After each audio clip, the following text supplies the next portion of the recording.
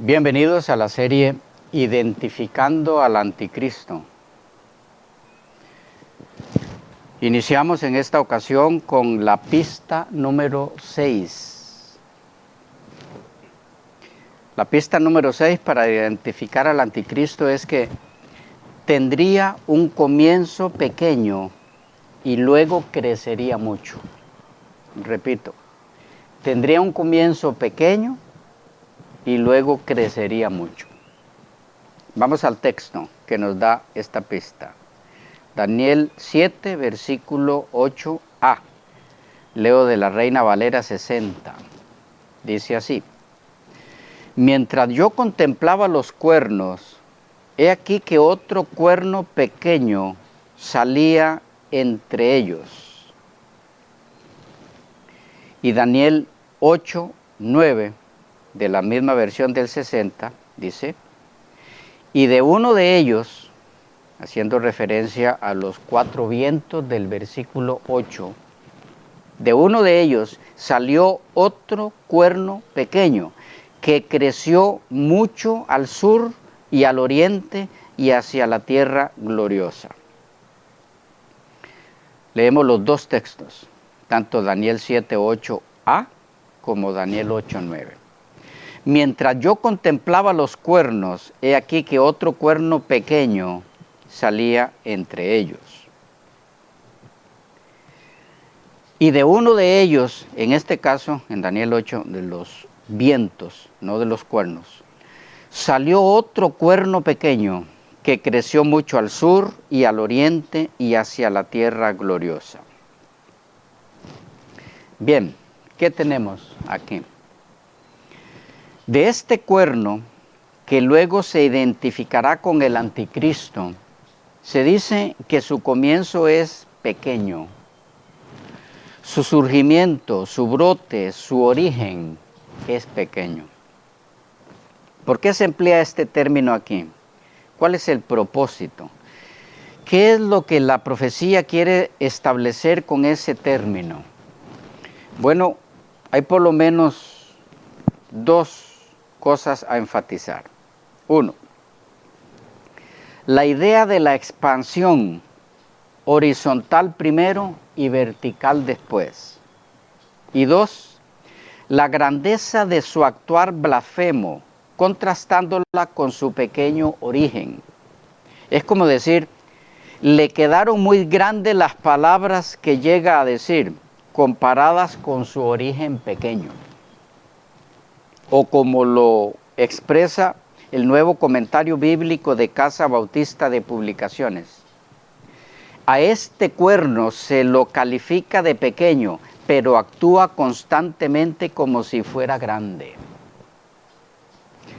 El mismo comentario, refiriéndose ahora a la mención de este cuerno, pero ahora en el capítulo 8 y el versículo 9, dice: el cuerno que salió realmente no se describe como pequeño, sino que se dice que se desarrolló a partir de su pequeñez, es decir, de su condición de pequeño, de sus pequeños comienzos. El cuerno creció hasta tener gran poder. O como lo ha dicho otro expositor, era pequeño cuando se lo vio por primera vez, pero con el tiempo llegó a ser mayor que los otros. Comentando los versículos 8 y 20. Del comentario exegético y expositivo de la Biblia se lee en relación al 7:8. Pequeño en el principio, pero más tarde creciendo para ser más grande que todos los demás. Y añade este comentario un aspecto muy importante en relación al cuerno pequeño. Dice, refiriéndose a los 10 reinos anteriores a él,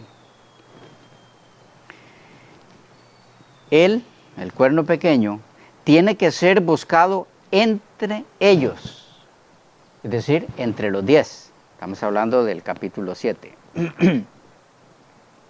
Decimos que este aspecto señalado por este comentario es de mucha importancia en la identificación del cuerno pequeño o anticristo de Daniel 7:8, porque hay muchos buscando a ese cuerno pequeño en Antíoco IV Epífanes que no tienen ninguna relación con los 10 cuernos de Daniel 7, sino que pertenece a la bestia anterior a Roma, Grecia.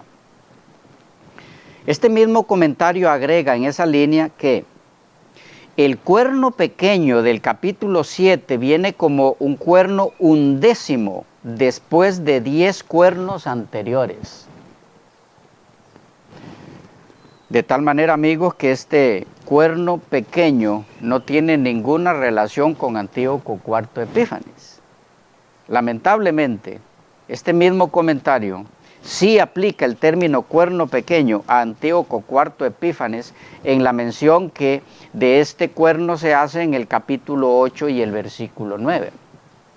Pero esa aplicación del cuerno pequeño del 8:9 a Antíoco IV Epífanes se debe a un error cometido por los autores de este comentario. Un error relacionado con pasar por alto que de donde surge el cuerno pequeño de Daniel 8:9 no es de los 4 cuernos del imperio griego mencionados en el versículo 8, sino de los 4 vientos que son los últimos mencionados en el versículo 8 y no los cuernos. Y hay otra razón por la cual de donde sale el cuerno pequeño de Daniel 8 y 9 es de los 4 vientos y no de los 4 cuernos. ¿Cuál es esta razón? Permítanos que nos expliquen esto los conocedores del idioma hebreo. El hebraísta Jacques Ducam explica esto así. A diferencia del cuerno pequeño del capítulo 7 que surgió de una de las 4 bestias, el cuerno pequeño del capítulo 8 se levanta de uno de los 4 vientos del cielo. Daniel 8:8. Esta expresión nos recuerda los orígenes de las 4 bestias del capítulo 7. El mar revuelto por los 4 vientos del cielo. Daniel 7:2. El cuerno pequeño, entonces, ha surgido de uno de esos vientos y no de uno de los cuernos, como algunas traducciones parecen implicar. Antes que nada, normalmente el cuerno crece de la cabeza y no de otro cuerno. Además, en el libro de Daniel, cuando aparece un cuerno después de los anteriores, siempre es al precio de la caída de alguno de ellos. Daniel 7:8 y 8:8. Gramaticalmente hablando, dice este hebraísta, la expresión hebrea traduce como de uno de ellos, Daniel 8:9. En realidad debiéramos leerla como de una, femenino, de ellos, masculino, que sugiere una conexión con la expresión anterior, los 4 vientos, femenino, del cielo, masculino. En la poesía hebrea esto se conoce como un paralelismo gramatical con las alteraciones de F y M. Vientos, F, del cielo, M. Ruot Has-Shamain, de una, femenino, de ellos, masculino. Aat Mehen, versos 8 y 9. Por medio del uso de los 4 vientos, Daniel hace alusión a las 4 bestias. Al mencionar que el cuerno proviene de una de los vientos, está insinuando que se origina en una de las bestias. El profeta deliberadamente no hace mención de las bestias para mantener la atención de sus lectores únicamente en el carnero y el macho cabrío. Otro hebraísta, refiriéndose al cuerno pequeño del 8:9 de Daniel, dice: hay otra prueba de que la identificación con Antíoco es errónea, pues en Daniel 8 vemos una proyección en el poder de los reinos representados. El carnero, Medo-Persia, se engrandecía, versículo 4. Luego vino el macho cabrío, Grecia, quien se engrandeció sobremanera, versículo 8. Seguido el cuerno pequeño, cuyo engrandecimiento llegó hasta el ejército del cielo, versículos 9, 10 y 11. Tal progresión solo es posible si el cuerno pequeño es Roma, no Antíoco. El poder de Roma era mayor que el de Grecia, pero si identificamos al cuerno pequeño con Antíoco, la progresión no se ajusta, pues el poder de Antíoco fue mucho menor que el de Alejandro Magno, representado por el primer gran cuerno del macho cabrío, según los versículos 5 y 21. Leímos de Daniel, un enfoque cristocéntrico de William Shea. El autor no adventista A. Bloomfield también aclara que de donde surge el cuerno pequeño de Daniel 8:9 es de uno de los 4 vientos. Él dice así: el cuerno pequeño, se nos dice, ha de surgir de uno de los 4 vientos, verso 8. ¿Cuál viento es? Se lo indica inmediatamente. Crecería mucho al sur, hacia el oriente y hacia Palestina. ¿Qué es lo que está argumentando este autor? Muy sencillo. El movimiento horizontal geográfico del cuerno notado en la primera parte del versículo 9 es objeto de elaboración en la segunda parte del versículo. Aquí son indicadas las direcciones de la expansión mediante la oración hacia el sur y hacia el este y hacia la gloria. La antigua traducción de la Septuaginta, traducción griega de la Biblia hebraica realizada en los siglos 3 al segundo antes de Cristo, tiene el norte, cuyo equivalente hebreo Hasapón, en lugar de la expresión la gloria, Hasebí. Si la Septuaginta es una confirmación del texto masorético hebreo, el punto cardinal del que salió el cuerno pequeño solo puede ser el oeste. Y, siguiendo la interpretación historicista, observamos que Roma salió del oeste desde el punto de vista de Israel. Por otro lado, Antíoco IV, octavo rey de la dinastía seleucida, no procedía del oeste en absoluto. El reino seleucida abarcaba el territorio de Siria y Babilonia, de modo que este rey procedía del norte. Esto nos lleva a una conclusión clave en lo que a la identificación del cuerno pequeño se refiere, y es que el cuerno pequeño de Daniel 8:9 no es otro distinto al cuerno pequeño de Daniel 7:8a. Es el mismo cuerno en ambos casos, o lo que es lo mismo, no hay 2 cuernos pequeños en el libro de Daniel, sino solo uno, y ese cuerno pequeño surge geográficamente hablando de Roma en ambos casos. Con todo, en la desesperación por ver en el cuerno pequeño de Daniel 8:9 un cuerno distinto al de Daniel 7:8, con el fin de contar con algún argumento válido para aplicar el cuerno pequeño de Daniel 8:9 a Antíoco IV Epífanes, algunos comentaristas han sugerido cambiar el texto hebreo con una añadidura en una de sus palabras. ¿Cómo así? Veamos. Han sugerido que al numeral Aat, que es la palabra 1 del verso 9, para hacer referencia a un cuerno pequeño o cuerno de pequeñez, literalmente, habría que insertarle la letra Resh para poder leer Aeret, que significaría ya no uno, sino otro.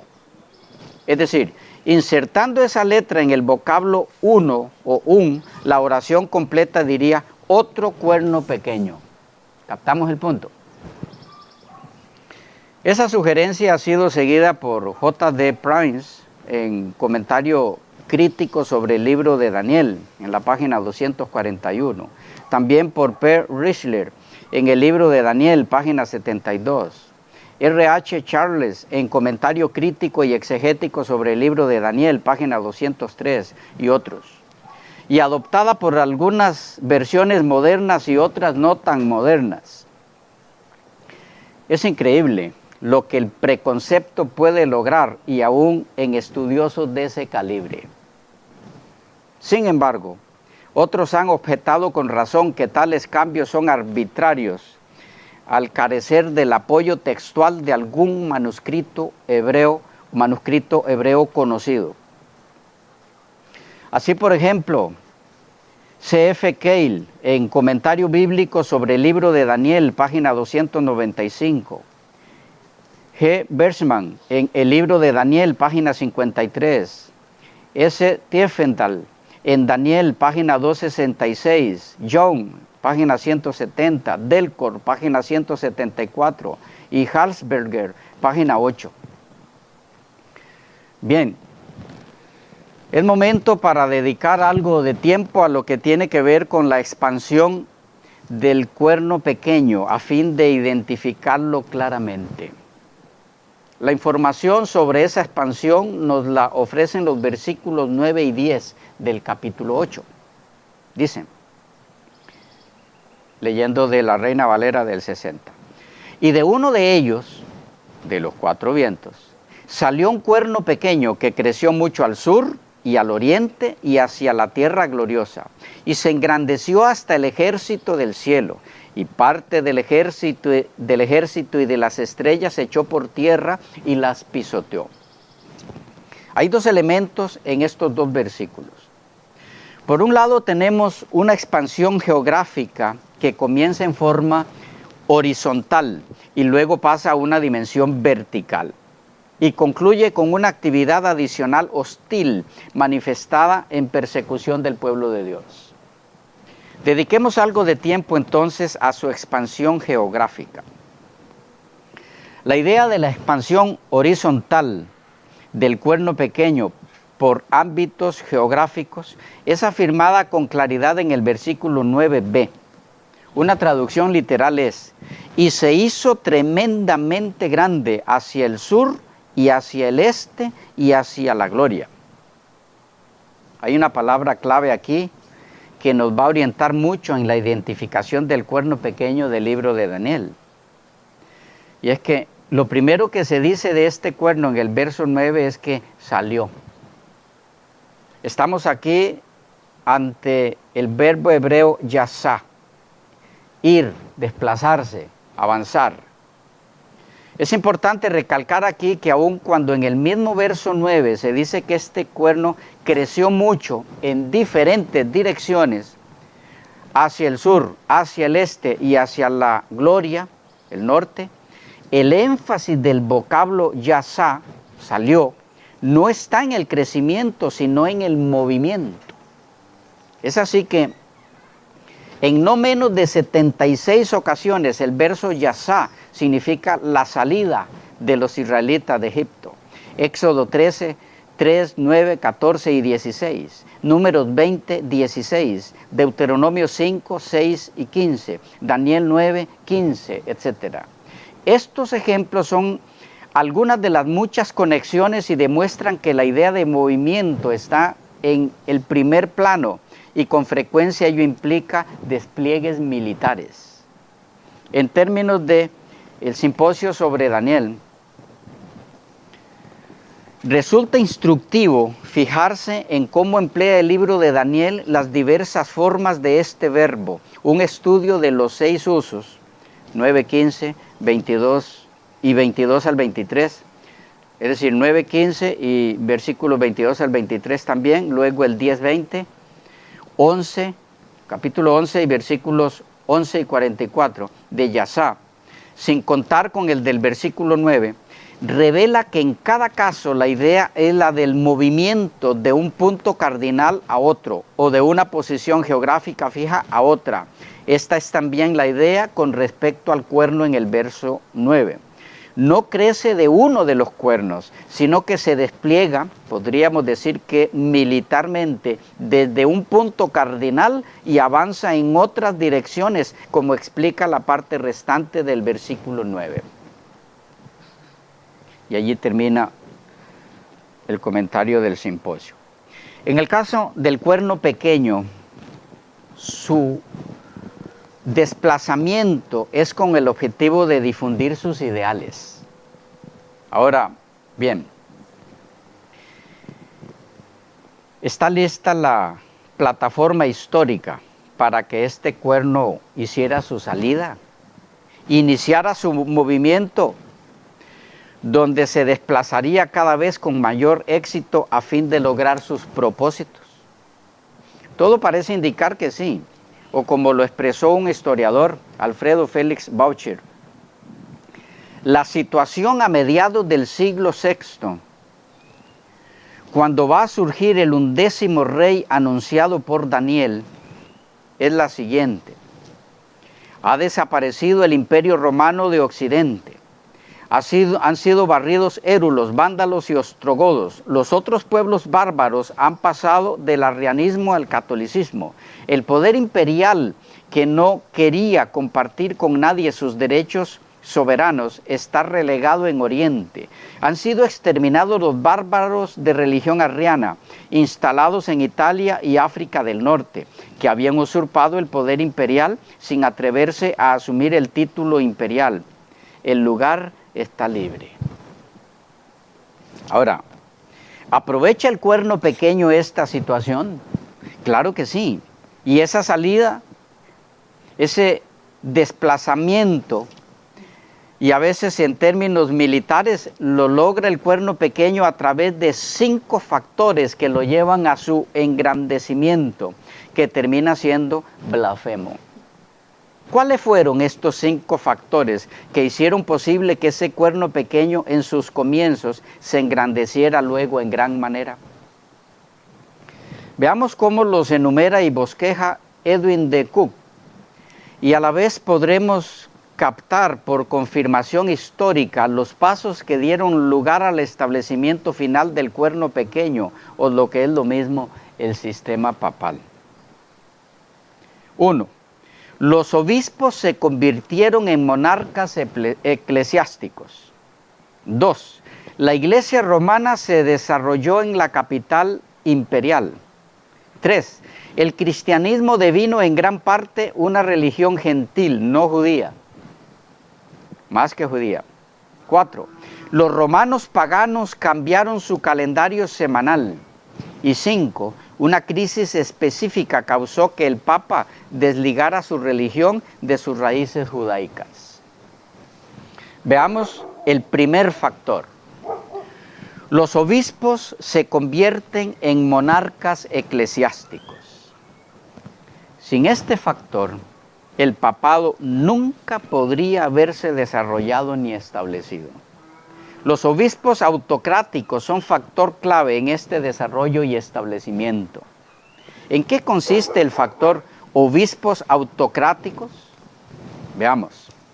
Según Edwin de Cook, para el 110 después de Cristo, Ignacio, el influyente obispo de Antioquía, envió cartas a las congregaciones más importantes de Asia. Uno de sus temas era cómo la iglesia debía ser gobernada. Exaltó la autoridad del obispo a una extensión que debe haber consternado a toda una generación, entre los que al menos algunos habrían conocido personalmente al dulce y apacible Juan, el último apóstol, quien se había convertido en alguien muy parecido a su maestro. De acuerdo con Ignacio, el obispo es el representante de Dios en la tierra, una contraparte terrenal correspondiente al monarca celestial. Así que debemos considerar al obispo como al Señor mismo. Una vez consagrados, los obispos retenían su oficio de por vida. A medida que pasaran las décadas, su estatus creció en proporción directa a sus supuestos poderes para perdonar los pecados de la gente y determinar qué debían creer.